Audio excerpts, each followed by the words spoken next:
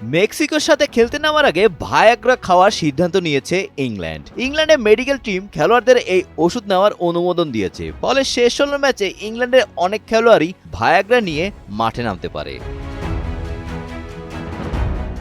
ম্যাচটি অনুষ্ঠিত হবে মেক্সিকোর ঐতিহাসিক এস্তেদিও আজতেকা স্টেডিয়ামে, যা সমুদ্রপৃষ্ঠ থেকে প্রায় ৭,৩৫০ ফুট উঁচুতে অবস্থিত।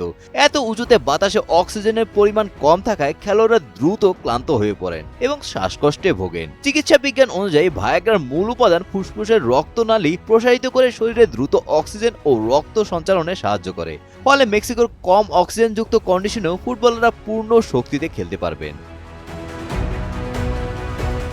খেলাধুলায় এটি সম্পূর্ণ বৈধ কৌশল। বিশ্ব ডোপিং বিরোধী সংস্থার নিষিদ্ধ ওষুধের তালিকায় ভায়াগ্রা বা সিলডেনাফিল অন্তর্ভুক্ত নয়, ফলে আন্তর্জাতিক নিয়ম ভেঙে ডোপিং এর দায়ে পড়ার কোনো ভয় নেই হ্যারি কেনদের। এর আগেও লাতিন আমেরিকার উচ্চতায় খেলতে গিয়ে অনেক ক্লাব ও জাতীয় দল এই কৌশল ব্যবহার করেছে।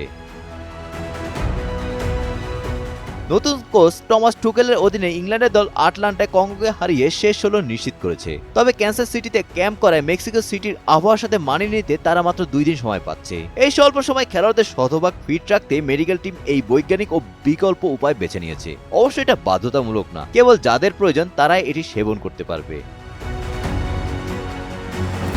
Golam Rabbani, Times today.